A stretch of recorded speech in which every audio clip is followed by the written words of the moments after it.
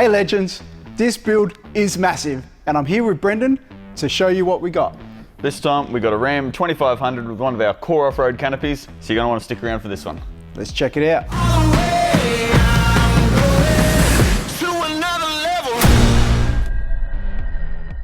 So this customer came into the store a few months back now and he had a 2500 on order. Zip, what was the story? So it came in and originally we weren't actually going to put a canopy on the thing. We came in for the GVM upgrade and a few accessories, and that was him to begin with. And how did we end up going from GVM and accessories to one of our top of the line GTU canopies? I think just seeing one in person, to be honest. We had one on display, he checked it out. He's got a full electric caravan. Yeah, wow. So really his intentions to begin with were just towing. So going from full towing to having a full liveaboard setup here, I presume he's going to be ditching the van at some point to live out of the car? Pretty much. I don't reckon he'll use the van in all honesty once he's used the canopy. Decided that he wanted to carry a rooftop tinny because he couldn't get it on his van. So I think that's where the conversation started about having a canopy.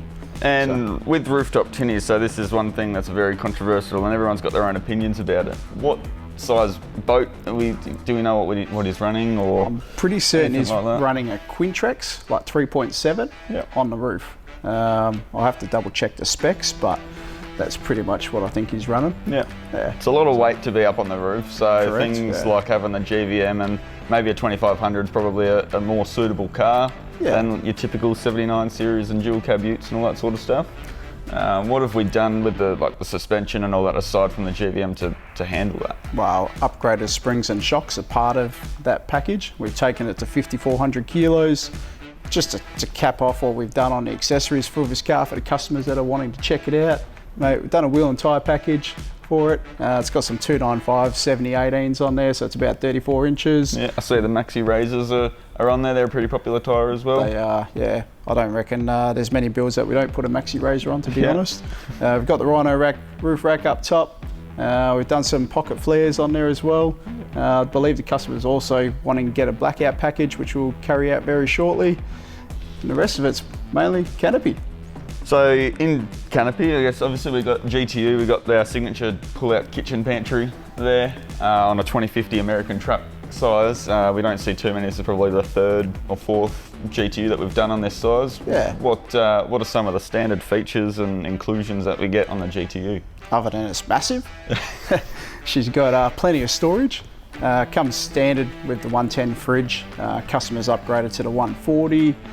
We've upgraded the electrical system, and the reason for that is because his van's full electric. I'm pretty certain he's got about 600 or 800 amps in his van. And how much power has he got in the canopy? 400. It's a lot of lithium power. Yeah, heaps. And enough to run off grid for ages. Yeah. So, and he's got upgraded combi charger as well. So 100 amp AC charger with 3000 watt inverter. Wow. So he's definitely gone all out on this one. So in the center stack there, Zip, I see we've got the induction slide and the little slide out prep nook. What's he planning, I guess, to put in that nook? A lot of people are using coffee machines and air fryers and all that sort of stuff. I presume this is going to be something similar? Yeah, so we've got two layouts for the GTU. One's with full set of drawers and the other one's with the induction cooktop and place to put coffee machines, ice makers, air fryers, all that type of stuff. So he is a big coffee drinker, so apparently he doesn't like the little Nespresso machines. So he wants to put a big unit in there, and that's what the void's there for.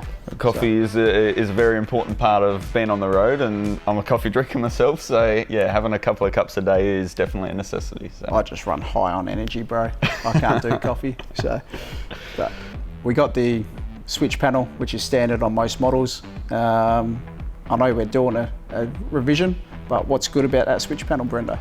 Mate, having everything in one easy to read sort of column.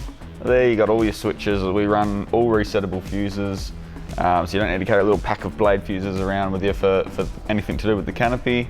Obviously our team of in manufacturing there pre-build all the wiring harnesses, so everything's all built and done, so we shouldn't have any problems anyways, but if you do, it's all easily accessible. One thing I do like about it is having that E-Pro gauge there, because that just gives you the glance on where the batteries are sitting. Yeah, yeah. And it's all the buttons are low too, so if you're not like tall, you can actually reach it as well. So Like use it.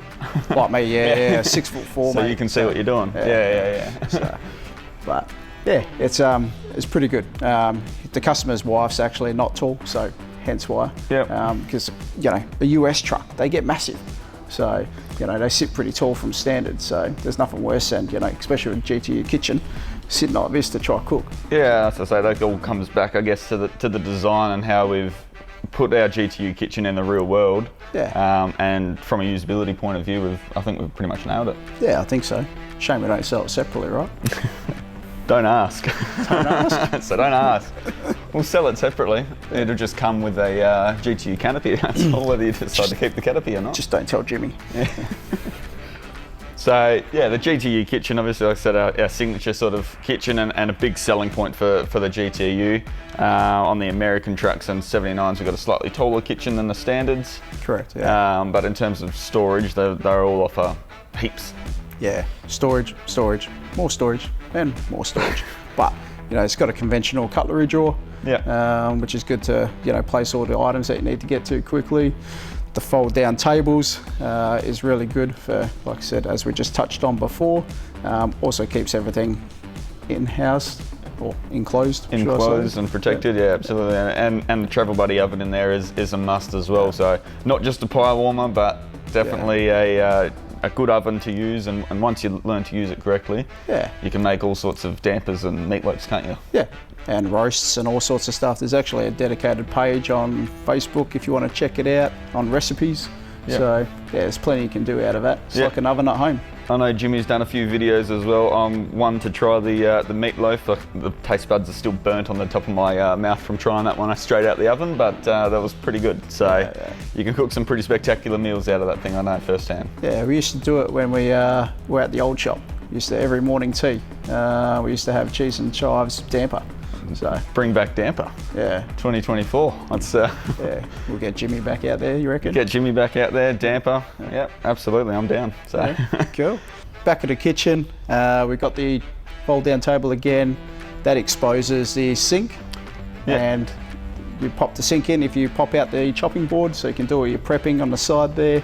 My least favourite side of the kitchen. I prefer sitting right here in the camp chair, but the dishes have got to be done when at camp, I guess. So someone's got to do it. Someone's got to do it. So it does make it nice and easy. So that's all. And it helps having the taps come out from underneath, and that's where that hot water system comes in too. To plug in, so you can transfer water from the hot water system to the kitchen. So you do have to have your hot water system, I guess, open and set up and all plumbed in to have the hot water on the mixer tap. But we've got the two hoses there in the provision, so that if you are set up for longer periods and you do have it all set up, you can use hot water on demand from that mixer tap, just like at home. Pretty much, yeah. And if you don't have the hot water system set up, you can still use the tap. Yeah, correct. Yeah, just turn on the water pump, plug in the cold side, and you're good to go. Yeah, ripper. So, and it's powered by 160 litres on the US models of water. Yep, through twin 80-litre tanks and a single pump. Yeah. Yeah. Now, I love a good tune. In our Canopy, we do have a standard stereo that comes with it. Yeah, we've got the Fusion BB100 kit. So it's a remote mounted Bluetooth stereo system. It mounts all tucked behind, and it's just a little 50mm, 52mm gauge that sort of sits on the fridge surround to control the volume and all that. It's also controlled through the app.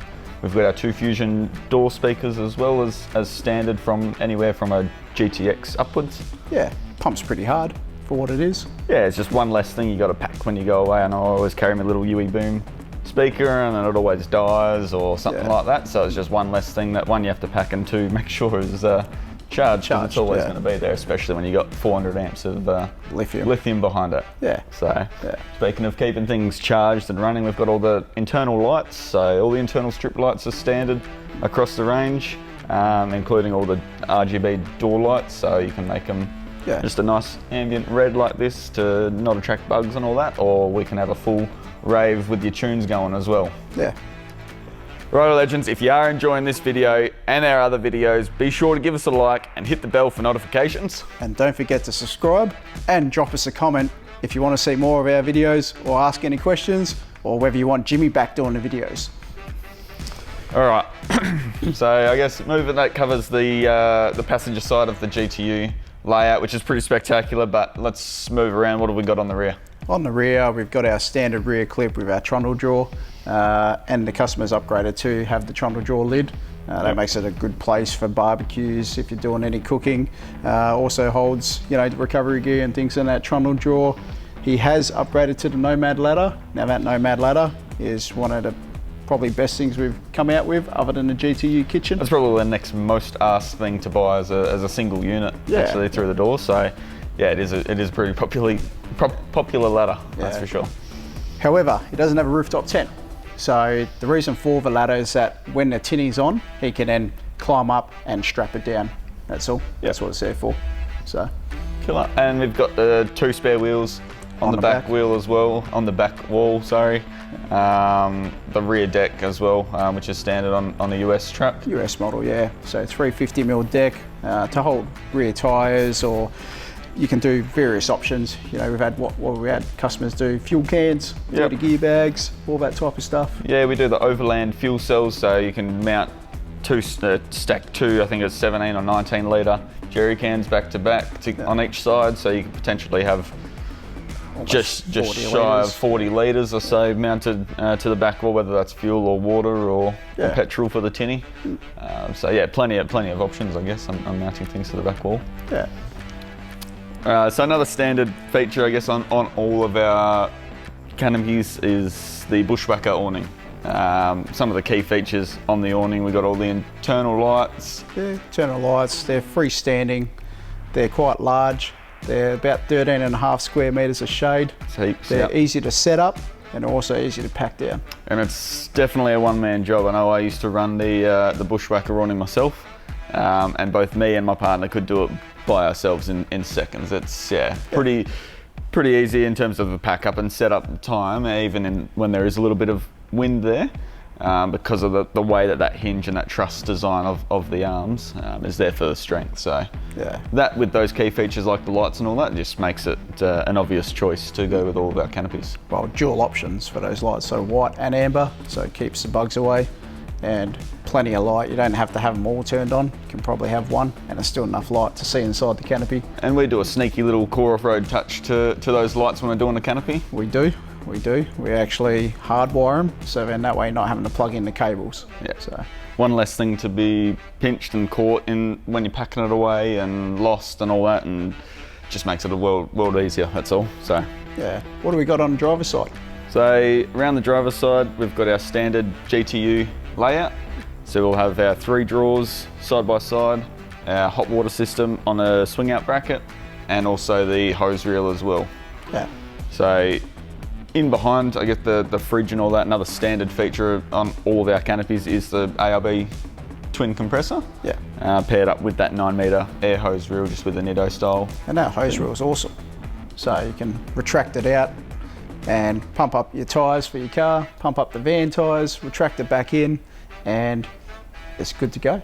Yeah, and we've not had many issues, I guess, with the compressor. Like, those ARBs are 100% duty cycles, so they'll just keep going and going even on those hot days, and even though they are tucked away in behind the fridge, they'll just keep pumping. Yeah, they got the internal fans, which is really good, so it keeps it cool. Under tray boxes? Yeah, we got rear and front under tray boxes on the American trucks, on the US, so the largest are the 25, 3500s and the F-Track. But not on a 1500, you don't get the front boxes. No, you do get front boxes on a 1500. I don't know my product. No, you get front under tray boxes on a US 1500. You also get them on a standard extra cab. Just not on a dual cab, that's all. And central locking to all the under tray boxes, as well as the canopy main doors as well. Standard features.